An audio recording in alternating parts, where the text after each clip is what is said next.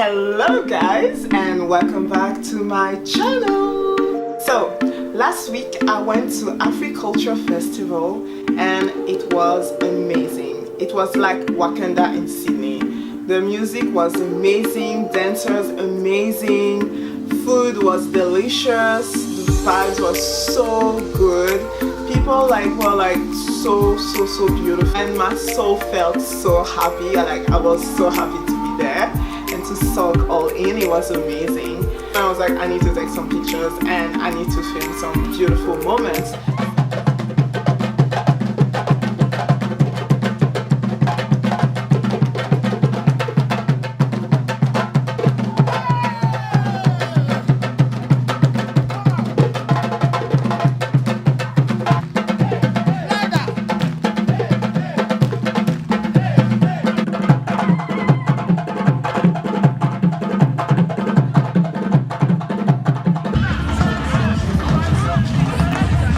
So if you want some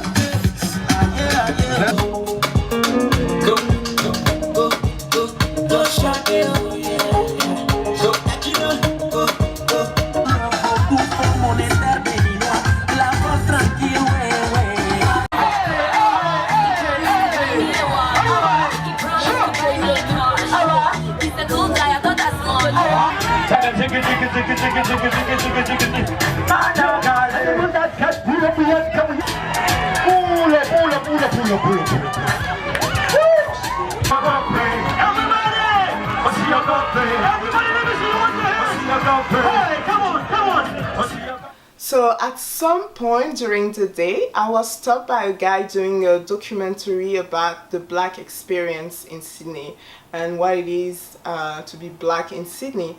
And it was so funny because I've always wanted to do a subject like that for my channel, and so I thought, well, why not use the opportunity to do this video on Africulture to talk about my experience as a black woman in Australia.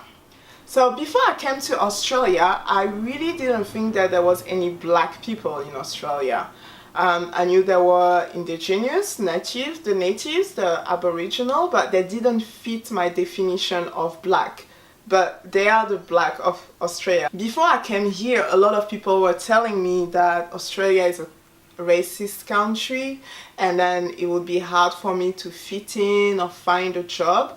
But obviously I didn't listen to them since I'm here. I was going to Sydney, which is a big city. I was not going inland or in a small city because I know how it can be. I know how in small cities, the smaller the city is, the smaller the mindset is. The only thing that really worried me was the fact that since I thought there was no black people, there will be no black shops for food or to do my hair. And so it was 6 years ago, so I decided to go natural, to stop relaxing my hair and be like, okay, when you're natural you only need coconut oil, right?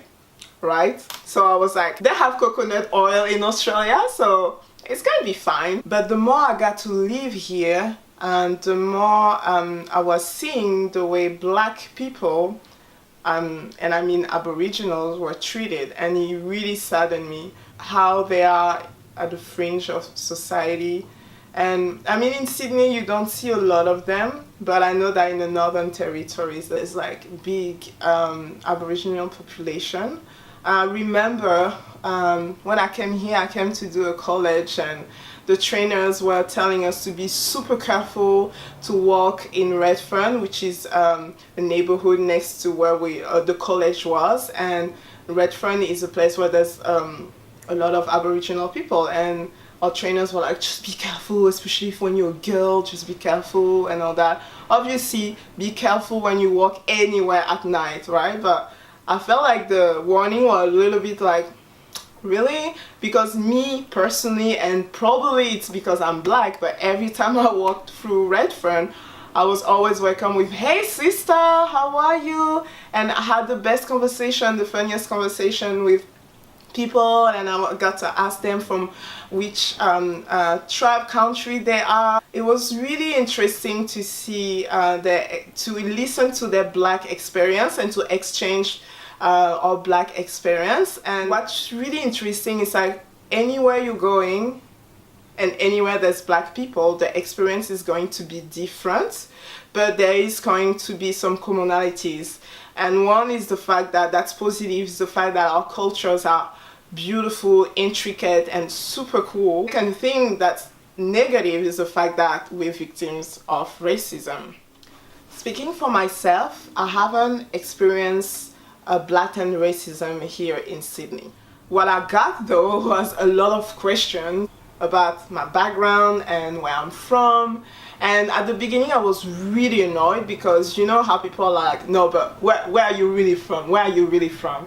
And I thought that people just wanted to box me or label me, or they wanted me to be their minute of exotism, and I really didn't like that. People who played geographical quiz with me and to guess where I was from in Africa, and then when I was telling them that actually I'm from France, they were so disappointed, as if I should satisfy their craving of exotism.